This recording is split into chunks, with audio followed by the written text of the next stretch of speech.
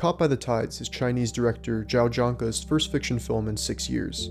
The 54-year-old auteur, with each new entry to his illustrious filmography, takes unexpected turns that have always expanded his career-long chronicle of a rapidly modernizing China, with many rhymes and repetitions found across his oeuvre. But with Caught by the Tides, he might have just made his most comprehensive and formally radical work to date. A film that uses a careful mix of documentary and fiction footage from the past to then try and make sense of the present. Production for the film technically began more than 20 years ago, back in 2001, when Zhangke began shooting documentary-style footage from behind the scenes of his films, capturing the everyday actions of his actors and locales. He uses some of this footage from his previous films to lay the foundation for his latest, Caught by the Tides, particularly for use in its first of 3 distinct parts. The first section of the film is set in the noisy, dusty mining town of Datong, comprised almost entirely of that material Zhao shot between 2001 and 2006.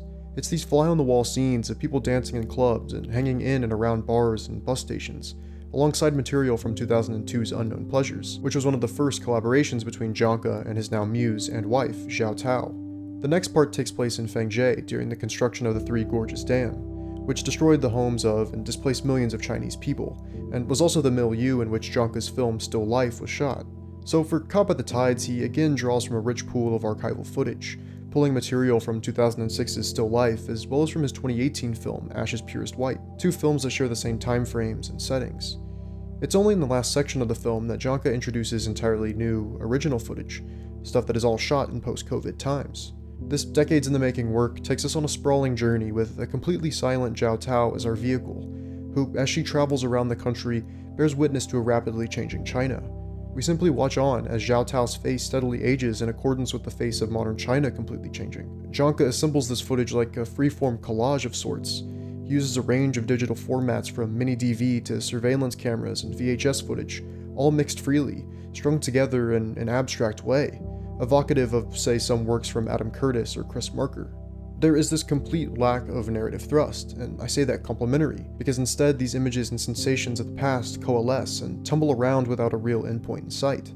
It is, as much as I hate using this phrase, a tone poem that maneuvers through space and time to meditate on intersecting ideas of history and memory, tradition and modernity, reality and art.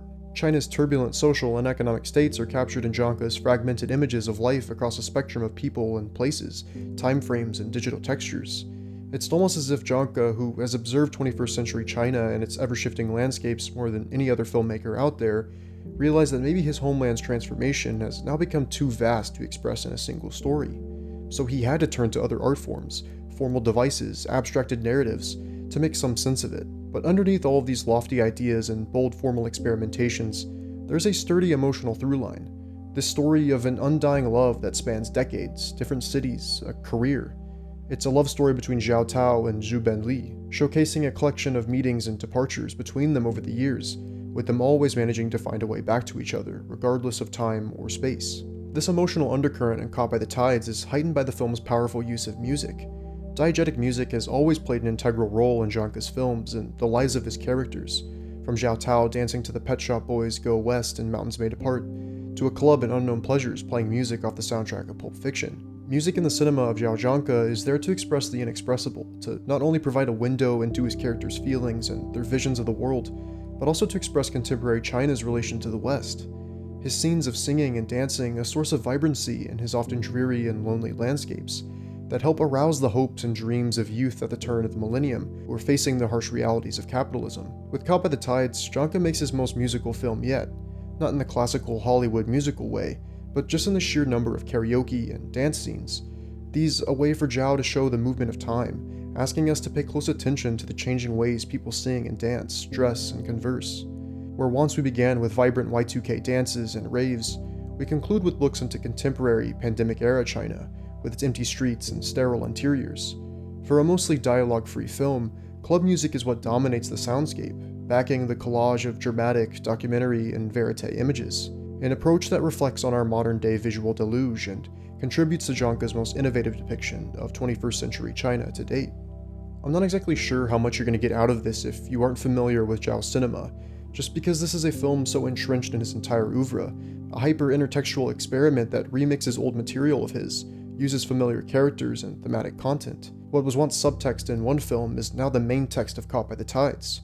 Janka is recycling these old pieces from throughout his career and now imbuing them with a greater weight for this film. I'd say he most closely draws from Unknown Pleasures and Still Life, but the footprint of his entire filmography is evident here. But I think to get the most out of Caught by the Tides, you really should delve into his past work, to at least garner some familiarity with his style and sensibilities.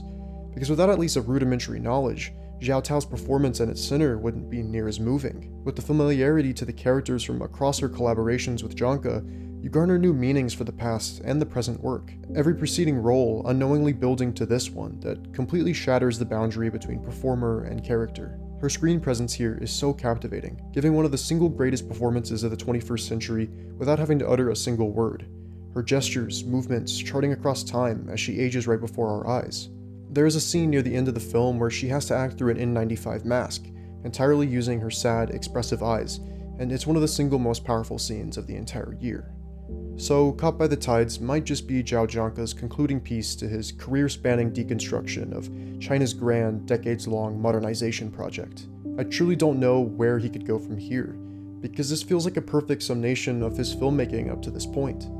He's been moving further and further away from the explorations of Chinese youth that had characterized his career up until now, to reach something entirely new, because the world has drastically changed since he made Unknown Pleasures back in 2002.